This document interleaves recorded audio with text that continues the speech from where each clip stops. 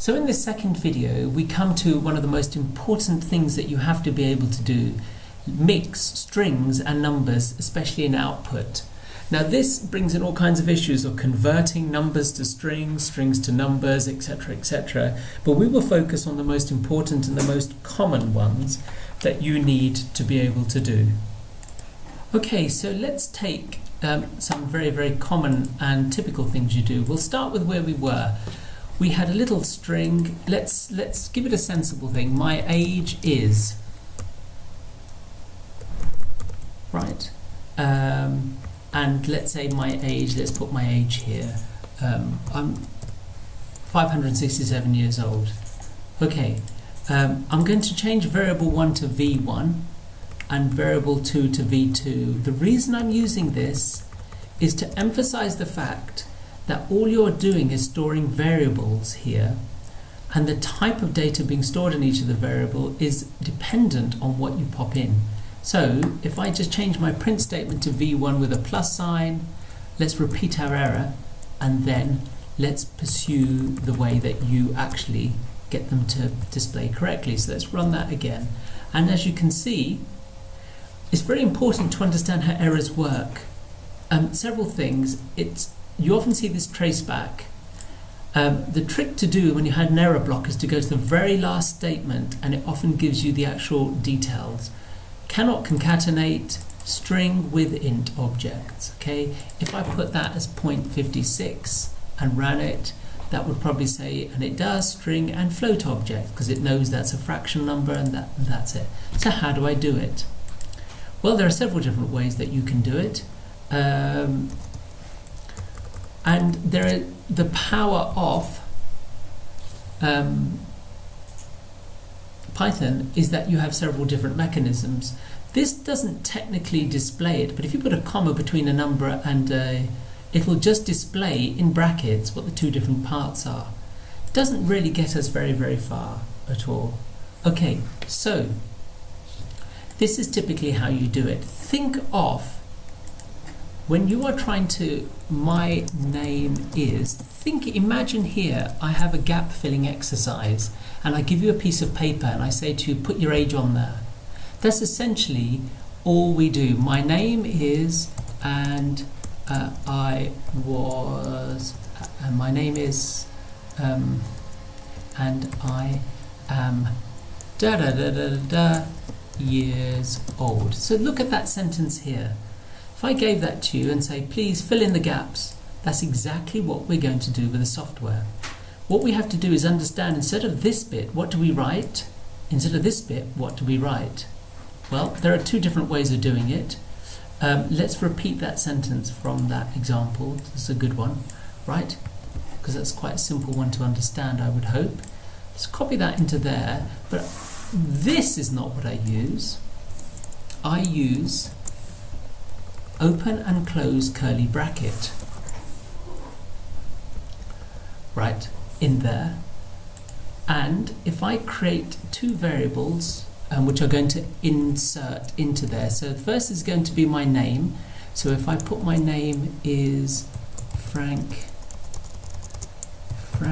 N. Stein, okay, my name is that's the first piece. We're going to go through this, and I am 78 years old. Okay, so let's have a look at this very, very carefully before we proceed. That clearly is wrong, so we're going to delete that. There's my statement, but these bits are just gaps. They're like the gap filling exercise over here. And these are the two pieces of information I want to insert. So this is how you do it. And very, very, very, very clever. We say print, and with v1 we hit the dot, and down there somewhere is something called a format function. Now the format function lets you do this. I want to insert in the first one v2, comma, v3. Have a look at the output. My name is Frankenstein and I'm 78 years old.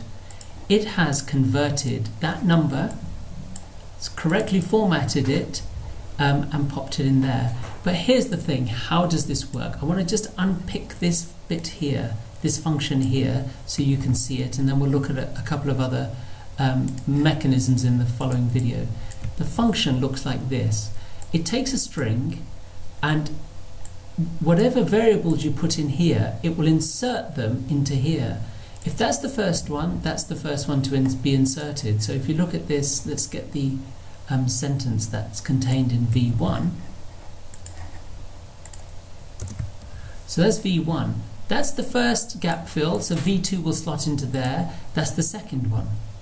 So that's really, really quite useful. You can have a very complex statement or a paragraph and insert into it a whole sequence of different pieces of information. So you get what you might consider to be dynamic content with a very static text. You can think of a web page. And when you have a web page, the data occupying these pieces within your web page are dynamic, and they are populated by other values, right? V2 and V3. So V2 and V3 could come from anywhere, could come from a database, could come from user information. So this statement here just uses the names of the variable, and it, using the function, it will slot them in. What's really, really useful about this is that it will convert, do all your conversions. So 78 isn't a number, but it's a string. Do we expect it to work? It does work. And that's because this clever function format takes that piece of information.